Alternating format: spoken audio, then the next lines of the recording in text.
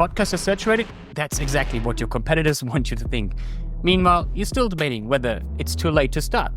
If you wait, you'll miss your chance to dominate your niche because AI video content will flood the market, making it almost impossible to stand out. In the next few minutes, you will understand that podcasting isn't just a marketing tool. It's the way to build trust, attract the right clients, and stand out in an AI-saturated world. So why does it feel like everyone has a podcast nowadays? If we check the podcast index, there are over 4 million podcasts.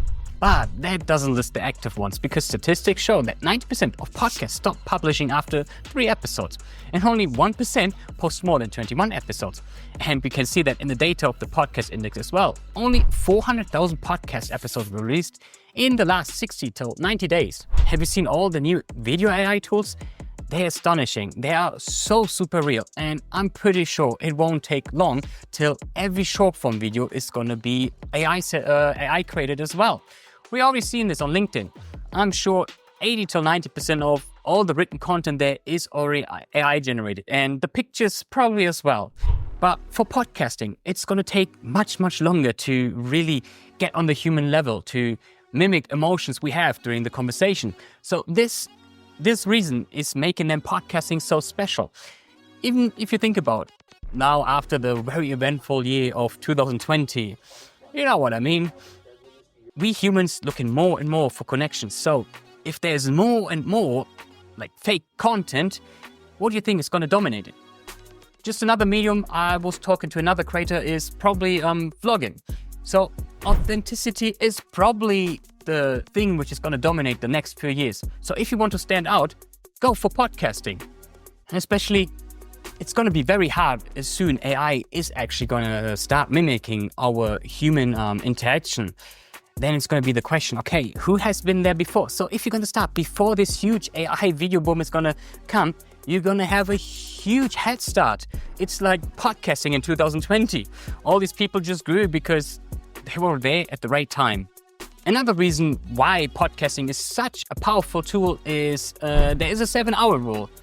Robert Dunbar, a scientist, he figured out it takes around 7 hours for humans to trust each other. Now, it doesn't matter if it's face-to-face or actually just watching a video/podcast.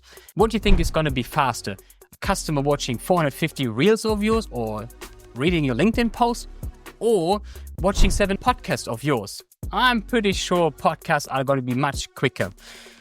I'm not trying to bash on short form because it still has its positives. For example, Google found out it takes around 11 positive interactions to trust you as well. So basically, Google found out it takes 11 interactions till you're gonna buy a product. They did this through the search history.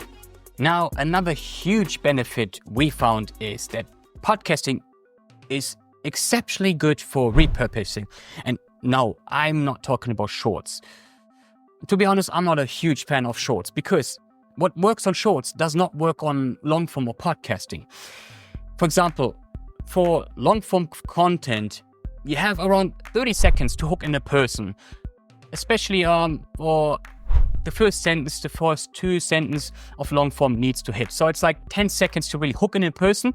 And then after 30 seconds, you see then that the retention is kind of getting then stagnant. But for shorts, you only have 3 seconds to hook people in. You need a visual hook, you need an audio hook, you need the letters there. So to make a hook really punchy is so difficult. So what I mean instead with repurposing is now we using it. We're taking all our content, we kind of summarize it, we do it through AI, and now we told AI, okay, can you please give me, out of all the things we said, can you please give us each lesson we talked about?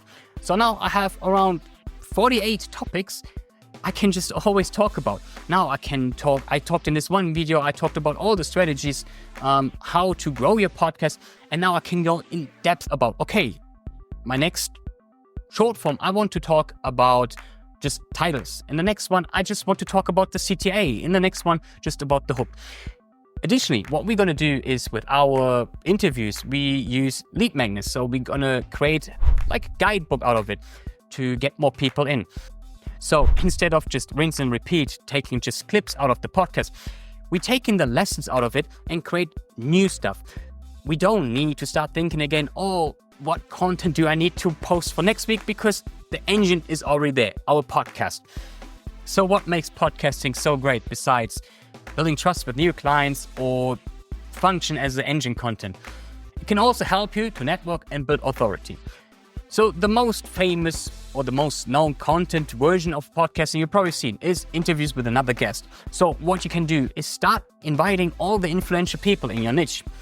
For example, I could invite one of my business heroes, Daniel Priestley, to the podcast.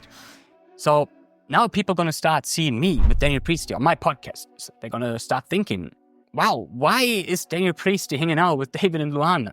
So there must be something about this David guy.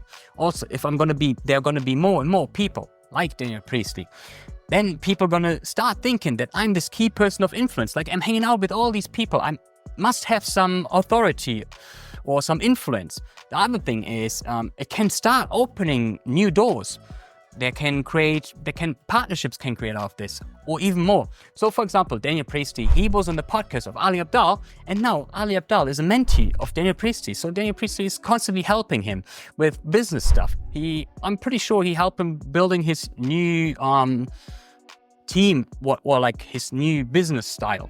But additionally, another benefit is that you can borrowing the audience of these influential people, of your guest. So if you go back to the example of Daniel Priestley, he's going to bring some audience in, and if these people are going to start resonating with my content, or first of all, they need to like the interview, and then they're going to check out the channels, like, what else do David and Luana have to offer? And they're going to see, like, wow, this is really resonating with me. These people are going to start sticking around and going to watch the next video and the next video and some past videos as well.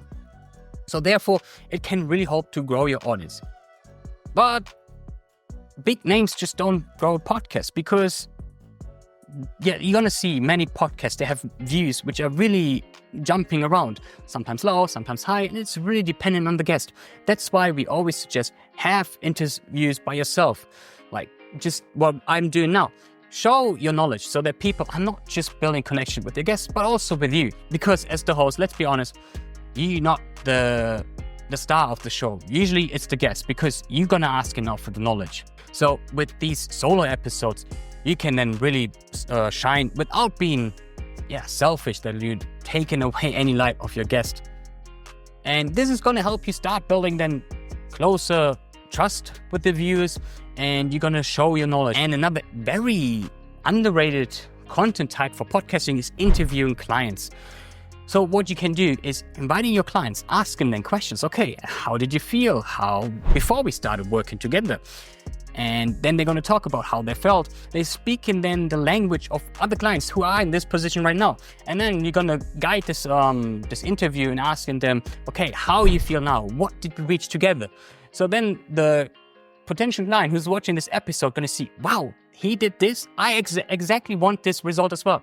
So the good thing is that this client you interview is speaking now the language of the client. But because, as an expert, we tend to start speaking lots of jargon. So in our case, for example, podcasting, we start saying packaging and the retention and the hook. And many people who are obviously not on YouTube going to have huge question marks on their head. And as soon as they're confused, they're going to click off, or, well, if they don't understand even what we're talking about, how I'm supposed to expect that they're going to buy my program if I'm not even talking to them directly. So besides all these benefits, why is podcasting such a powerful marketing tool? If you're just thinking about SEO, the way you're going to have conversation is the natural way of speaking. How do you think people are going to search? Do you think they're going to start searching keyword? Or do you think they're going to start searching the way they speak? Well, I'm pretty sure it's the second one. And that's exactly the way you're going to speak during a podcast, because it's the normal way of communicating with another person. You're not speaking keyword with your guest, obviously. So that makes it already better than SEO optimized content. YouTube checks your video. It's going to check all the metadata. What I mean is, like, first of all, it's going to check the title and the picture of your thumbnail. Then it's going to even scan the whole video through their AI, and they're going to check your transcript. So make sure to double check your transcript, not that you're going to say stuff or like the AI of YouTube understands it differently. And this makes then podcasting such a great SEO tool, because it's already embedded in the podcast on YouTube. And the shelf life of podcasting is so much better than other mediums. For example, short form, like text on LinkedIn or TikTok or Instagram Reel or a YouTube Short has usually, if it's not a viral video, a shelf life of about a day.